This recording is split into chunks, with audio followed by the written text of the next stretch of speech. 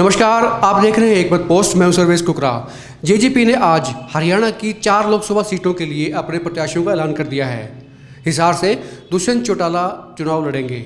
इसके अलावा भिवानी महेंद्रगढ़ लोकसभा सीट से स्वाति यादव, रोहतक सीट से प्रदीप देसवाल और सिरसा से निर्मल सिंह चुनाव लड़ेंगे। अब सिलसिलेवार जेजेपी के प्रत्याशियों के आने के बाद उन सीटों पर क्या प्रभाव पड़ेगा या फिर जेजेपी को क्या फ़ायदा और क्या नुकसान होगा, उसका विश्लेषण करते हैं।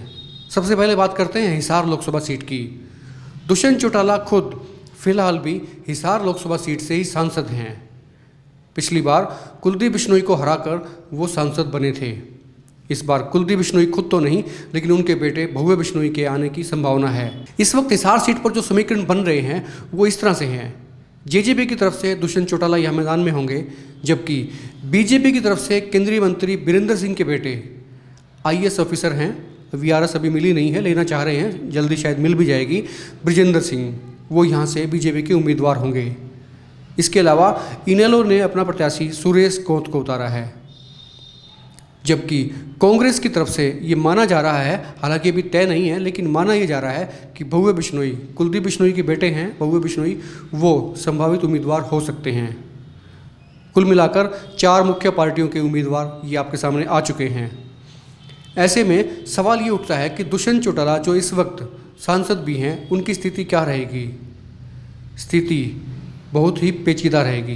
पेचीदा के मायने ये हैं कि इस वक्त अगर गौर करें तो हिसार सीट पर जाट नेता, 2 बड़े जाट नेता आमने सामने होंगे, ब्रिजेंद्र सिंह और दुष्यंत चौटाला। हालांकि इनेलो ने भी एक जाट नेता को खड़ा किया है, सुरेश कोत, लेकिन इनेलो का मकसद जो हमें समझ में आता है या पूरी जनता भी जानती है वो ये है कि किसी भी तरह से दुष्यंत चौटाला के रथ को रोका जाए।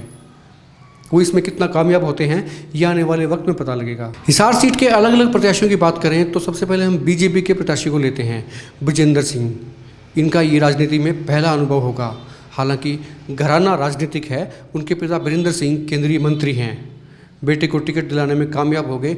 हालांकि उनकी इच्छा थी कि सोनीपत से ब्रिजेंद्र सिंह चुनाव लड़ें, लेकिन भाजपा हाईकमान ने सोनीपत से उन्हें नहीं उतारा। सेकंड चॉइस उनकी हिसार थी, वहाँ से उन्हें टिकट दे दिया गया है। ब्रिजेंद्र सिंह IAS ऑफिसर हैं और VRS चाहते हैं। VRS मिलने के बाद वो चुनावी मैदान में होंगे, उसके बाद ही नामांकन दाखिल करेंगे। ब्रिजेंद्र सिंह का ये पहला चुनाव होगा। पहले ही चुनाव में कितना दम दिखा पाते हैं ये आने वाला वक्त बताएगा, लेकिन उनका पूरा का पूरा दम उधार 2 चीज़ों पर निर्भर करता है। पहली पार्टी, यानी कि जिस पार्टी से वो चुनाव लड़ रहे हैं, बीजेपी, और दूसरा उनके पिता बीरेंद्र सिंह। बीरेंद्र सिंह का कद बीजेपी में बड़ा है, पुराने नेता हैं, पहले कांग्रेस में भी रहे हैं, लेकिन इन दिनों बीजेपी में हैं। जनता उनके कद को कितना सलाम करती है, कितना उन्हें सम्मान देती है, ये आने वाला वक्त बताएगा। लेकिन फिलहाल उन्हें मोदी के नाम से जरूर बड़ी उम्मीद है, पर मोदी का सिक्का हिसार में चलेगा या नहीं चलेगा कुछ कहा नहीं जा सकता, क्योंकि हवा और होती है और धरातल पर काम कुछ और होता है। अगर गौर करें तो बीजेपी ने कम से कम हिसार में कोई बड़ा तीर नहीं मारा, कोई बड़ा काम नहीं किया है। ऐसे में सिर्फ और सिर्फ मोदी के नाम पर ये कल्पना किया जाना कि मोदी के नाम पर लोग वोट दे देंगे, हमें कम लगता है। हालांकि कुछ परसेंटेज ऐसा भी होता है जो हवा के साथ में बहता है, लेकिन राजनीति में जो लोग आते हैं उनका अपना भी वजूद होता है। ये वजूद वाकई चुनाव के दौरान काम आता है। हवा एक अपार्ट है, एक अलग हिस्सा है। कांग्रेस के संभावित प्रत्याशी भव्य बिश्नोई की बात करें तो भव्य भी इस फील्ड में बिल्कुल नए हैं और उनका भी ये पहला चुनाव होगा। हालांकि उनके पिता यहाँ से सांसद रह चुके हैं, कुलदीप बिश्नोई, लेकिन इस बार कुलदीप बिश्नोई ने अपने बेटे के लिए मैदान खाली कर दिया, उन्हें स्थापित करने का प्रयास कर रहे हैं। कितना कामयाब होंगे ये भी आने वाले वक्त में छुपा हुआ है, लेकिन राजनीति के मायने भव्य बिश्नोई शायद धुरंधरों के मुकाबले बेहद कम जानते हैं। ये भी कह सकते हैं कि इस वक्त हिसार में वो सबसे युवा होंगे जो चुनाव लड़ने जा रहे हैं। उनके सामने जो धुरंधर खड़े हैं उनसे टक्कर लेना बेहद मुश्किल है। भव्य के लिए बेहद कठिन रास्ता रहेगा। कुलदीप बिश्नोई मैदान से पीछे क्यों हट गए, इसकी कई वजह हो सकती हैं। पहली वजह तो ये भी हो सकती है कि उन्हें हार का डर सता रहा हो, क्योंकि वो अपने आप को स्वयं घोषित करते हैं, वो अपने आप को मुख्यमंत्री का दावेदार समझते हैं हरियाणा के लिए। कई भाषणों में वो कह भी चुके हैं, इंटरव्यू में भी उन्होंने कहा है कि वो अपने आप को हरियाणा के मुख्यमंत्री का दावेदार समझते हैं। अगर कांग्रेस जीतती है, कांग्रेस की सीटें हरियाणा में आती हैं, तो ऐसा कह के वो अपने आप का प्रचार करते हैं। दूसरी बड़ी वजह ये भी हो सकती है कि वो अपने बेटे को, उभरते हुए युवा हैं, भव्य बिश्नोई उनको स्थापित करना चाहते हों। ऐसे में उन्हें लगता है कि ये एक मौका है, कर दिया जाए, लॉन्च कर देना चाहिए। इनेलो प्रत्याशी की बात करें तो इनेलो के प्रत्याशी सुरेश कोत हैं।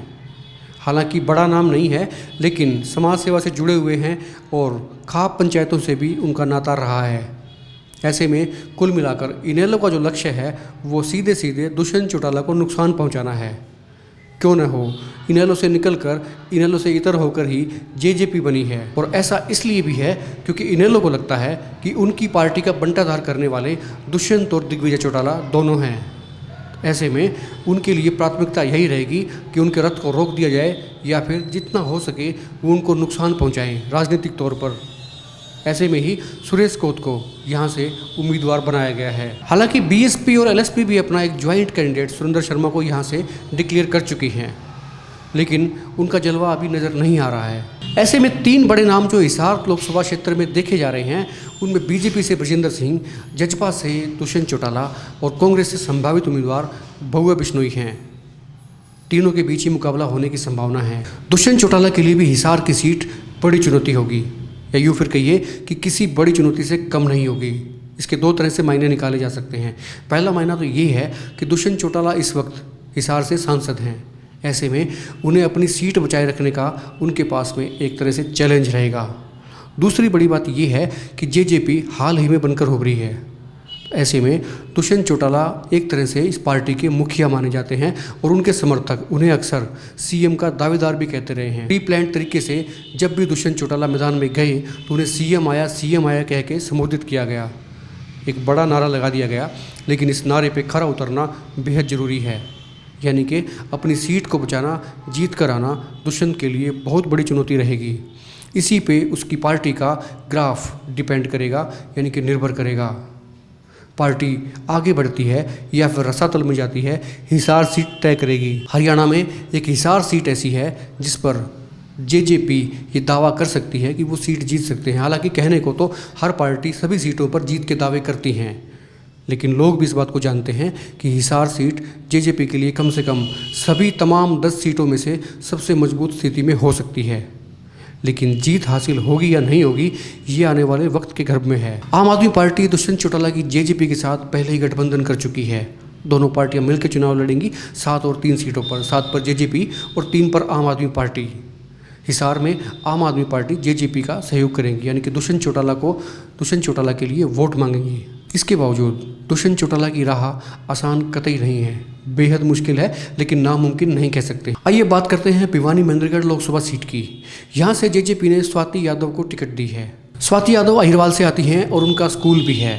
ऐसे में उनका एक बड़ा नाम भी है और ख़ास बात यह है कि जेजेपी ने यादव वोट बैंक पर दाव लगाया है, यानी कि यादव वोट बैंक को टिकट देकर ये जताने का प्रयास किया है कि वो यादवों के साथ है, वो यादवों का ख्याल रखती है।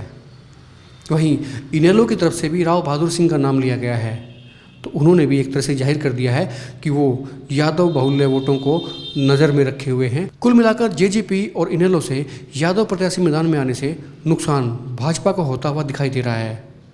सीधा सीधा मतलब ये है कि फ़ायदा कांग्रेस की श्रुति चौधरी को हो सकता है, क्योंकि यादव वोट बैंक इससे पहले बीजेपी की तरफ जाता हुआ दिखाई दे रहा था, लेकिन 2 कैंडिडेट्स बढ़ने की वजह से ये यादव वोट बैंक बीजेपी का कम हो सकता है और ऐसे में फ़ायदा सीधा सीधा कांग्रेस को हो सकता है भिवानी महेंद्रगढ़ लोकसभा सीट में। अब बात करते हैं रोहतक की। रोहतक में जेजेपी ने प्रदीप देसवाल को टिकट दिया है, यानी कि टिकट की घोषणा की है। प्रदीप देसवाल महर्षि दयानंद विश्वविद्यालय के छात्र नेता हैं और इनसो के अध्यक्ष भी हैं। ऐसे में जेजेपी ने एक संकेत तो ये दे दिया है कि वो युवाओं को साथ लेकर चलेगी, और दूसरा संकेत ये भी है कि कर्मठ कार्यकर्ताओं की नज़रअंदाजी नहीं होगी। प्रदीप देसवाल रोहतक में दीपेंद्र हुड्डा के मुकाबले कितना कमाल दिखा पाएंगे ये वक्त बताएगा, लेकिन इतना ज़रूर है कि इसके बाद वो अपना एक बेस जरूर तैयार कर लेंगे, वो बेस जो उनके विधानसभा चुनाव में काम आ सके। हालांकि सूत्र ये भी बताते हैं कि प्रदीप देसवाल का छात्रों में अच्छा खासा रोब है, पैठ है और लोग उन्हें चाहते भी हैं। वहीं बात करें सिरसा सीट की। सिरसा में जेजेपी ने सरदार निर्मल सिंह को टिकट देने की बात कही है। रिजर्व सीट है, सिरसा हल्का जो है रिजर्व है, और पहले यहाँ इनेलो के चरणजीत सिंह रोड़ी सांसद रहे हैं, और इनेलो ने इस बार फिर से उन्हें टिकट दिया है। वहीं कांग्रेस के डॉक्टर अशोक तंवर और भाजपा की सुनीता दुग्गल हैं। सुनीता दुग्गल की बात करें तो पिछले विधानसभा चुनाव में रतिया से उन्होंने बीजेपी की टिकट पर चुनाव लड़ा था, हार गई थी। इस बार पार्टी ने उन्हें लोकसभा का टिकट दे दिया है। क्या कमाल दिखा पाएंगी या नहीं, ये आने वाला वक्त बताएगा।